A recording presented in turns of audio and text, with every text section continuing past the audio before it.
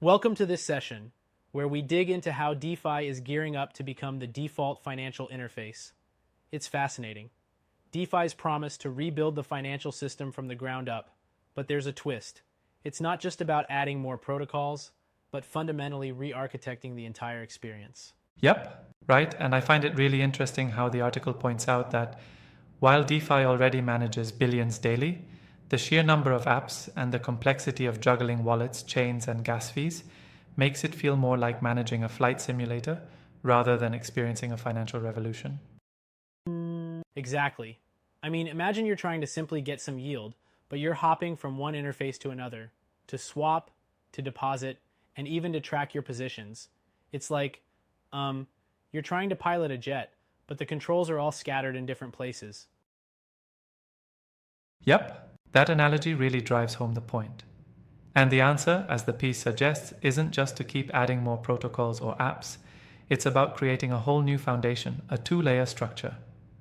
One layer is what they call the hyperstructure, and the other is the super app, correct? Right on. The hyperstructure essentially acts like the internet backend of money. It's designed to be free to use, permissionless, and, critically, decentralized.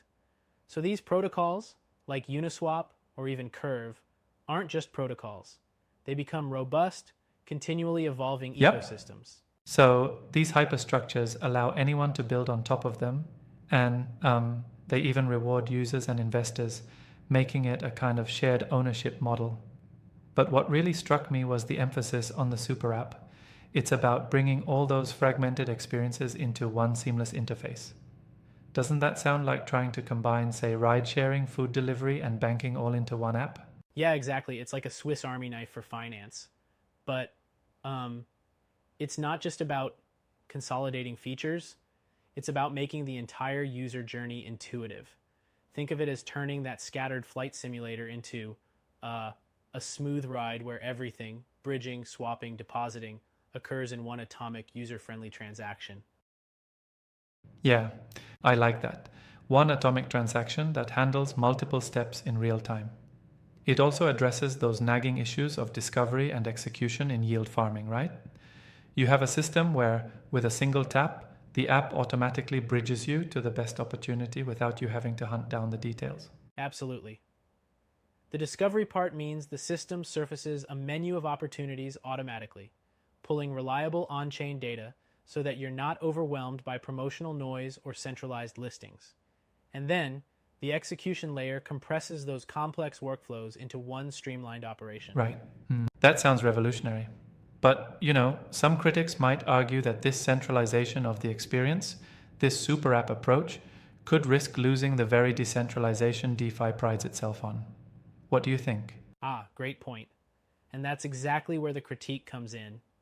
If we optimize solely for the experience without safeguarding neutrality, we risk repeating the pitfalls of traditional fintech: centralized vaults, opaque risk management, and even silent governance. Yeah.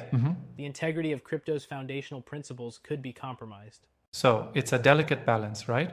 On one hand, you want that smooth, user-friendly interface that can compete with conventional apps, but on the other, if you centralize too much, you're essentially trading off decentralization for convenience. And that's not what crypto was all about. Exactly. It's about long-term power and institutional resilience. The beauty of hyperstructures is that they are designed to be free to use and govern, so they remain accessible and permissionless. The super app, then, is built atop this neutral base, delivering a familiar user experience without compromising on decentralization. Right. It reminds me a bit of the evolution of video streaming. Back in the day, people didn't even dream of streaming 4K seamlessly on one platform. Now it's almost second nature.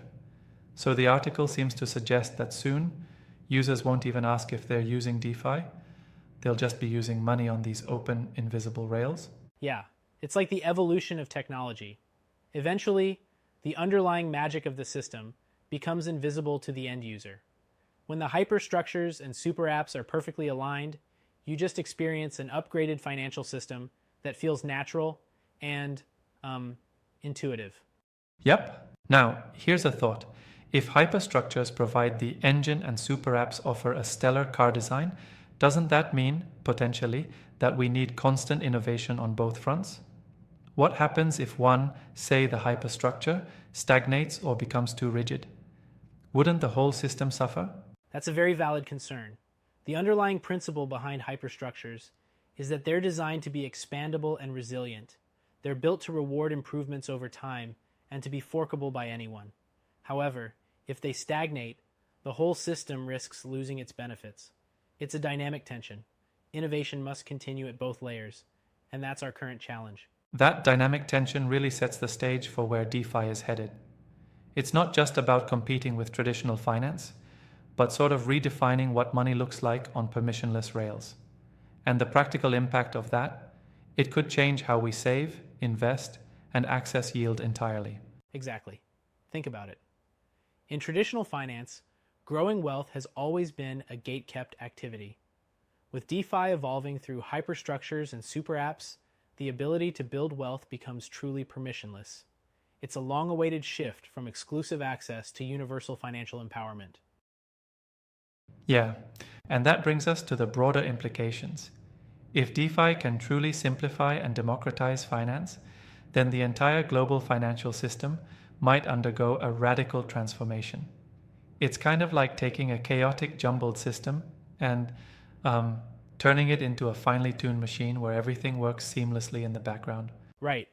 It's the perfect synergy of robust infrastructure meeting intuitive design. When these two come together, users aren't distracted by the complexity. They just enjoy a smooth, empowered financial experience. Exactly. But let me challenge one point here. Some argue that such centralized user experiences might actually mask the powerful decentralization that exists beneath. Isn't there a risk that, in making the interface more friendly, users might become complacent about governance and critical oversight? That's a fair critique.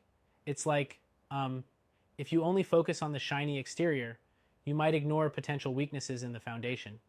The goal, though, is to ensure that the experience remains seamless without sacrificing the open, permissionless nature of the underlying protocols.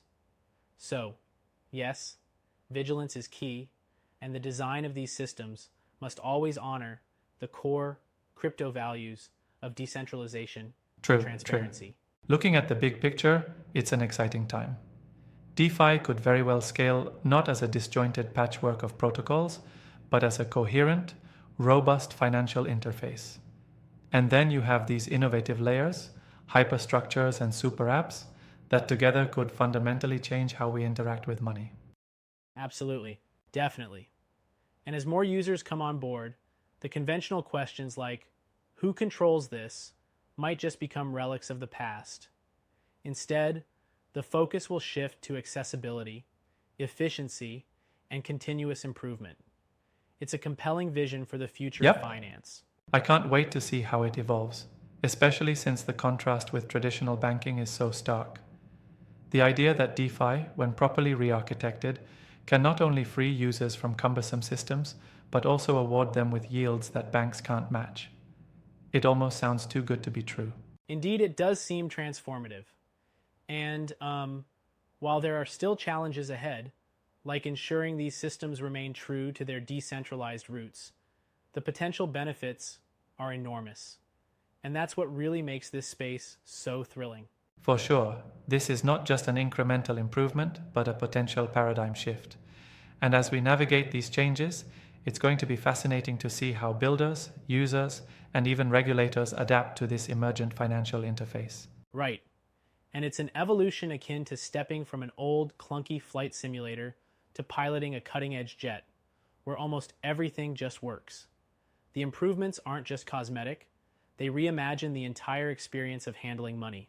That's a wrap for today's discussion.